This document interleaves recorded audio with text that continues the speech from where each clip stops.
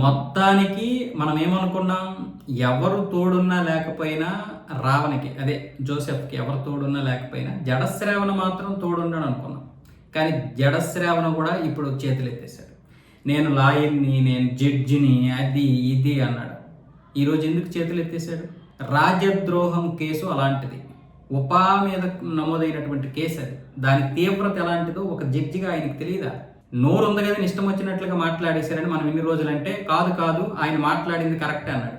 కానీ ఇప్పుడు జడశ్రావణ ఏమంటున్నాడు? ఆ రోజు జోసెఫ్ అంటే వాడు రావనంటాడు, మనం అలా మాట్లాడాల్సిన అవసరం లేదు. ఈ జోసెఫ్ ఏ విధంగా వచ్చాడో నాకు తెలియదు, జోసెఫ్ వచ్చిన విధానము నాకు తెలియదు. అప్పటికప్పుడు మైక్ అందుకున్నాడు, మైక్ అందుకుని ఏది పడితే అది మాట్లాడేశాడు. ఆ యొక్క తీవ్రతకి నాకు సంబంధం లేదు, ఆ తీవ్రమైనటువంటి పదజాలానికి నాకు అని ఇప్పుడు చేతులు ఎత్తేస్తున్నాడు. ఏది నాగరాజు ఛానల్కి ఇచ్చినటువంటి ఇంటర్వ్యూలోనో అలాగే బయటకు వచ్చినటువంటి విషయంలో కూడా ఇప్పుడు జడశ్రావణ చేతులు ఎత్తేసాడు. అంటే చివరికి జడశ్రావణ కూడా లేదు. ఇటు వైసీపీ వాళ్ళు హ్యాండ్ ఇచ్చారని చెప్తున్నాడు, అలాగే కుటుంబ సభ్యులు హ్యాండ్ ఇచ్చారని చెప్పాడు. చివరికి ఇప్పుడు జడశ్రావణ కూడా హ్యాండ్ ఇచ్చేశాడు.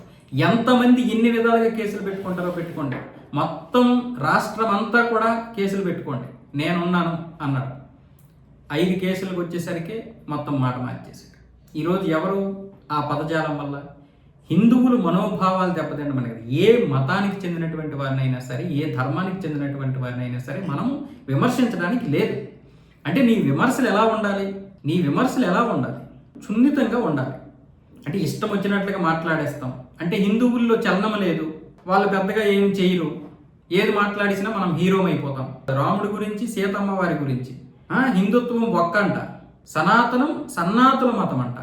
ఈ బాడుకోవాలందరూ పుట్టింది హిందూ దేశంలో, హిందూ మతంలో, హిందూ మతం కాదు హిందూ ధర్మంలో. ఈ సనాతన ధర్మంలోనే అన్ని మతాలు కలిసి ఉంటాయి. ఎవడు ఏది పడితే అది మాట్లాడిస్తే చివరికి కాలమే సమాధానం చెప్తుంది. ఈరోజు అతని కుటుంబ సభ్యులే అతనికి స్పందించడం లేదని జడశ్రావణ అన్నాడు. జడశ్రావణ కుటుంబ సభ్యుల కంటే ఎక్కువని మనం అనుకున్నాం, కానీ చివరికి ఏమైంది? జడశ్రావణ కూడా ఇప్పుడు లేడు. కాబట్టి మాట్లాడేవాడు ఏది పడితే అది మాట్లాడదు. ఇష్టం వచ్చినట్లుగా మాట్లాడేస్తామంటే కుదరదు. చాలామంది పవన్ కళ్యాణ్ని టార్గెట్ చేస్తున్నారు.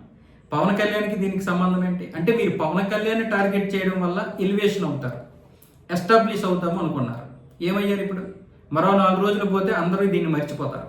కానీ వాడు మాత్రం జైల్లో అలా మగ్గిపోతూనే ఉండాలి. అది ఇంతకు ముందు కాదు, ఇప్పుడు మార్పు వచ్చింది. ప్రతి హిందువులోనూ మార్పు వచ్చింది. కాబట్టి ఇష్టం వచ్చినట్లుగా మాట్లాడేస్తామంటే ఎవడ పడితే వాడు ఇక చూస్తూ ఊరుకోరు ఎవరు.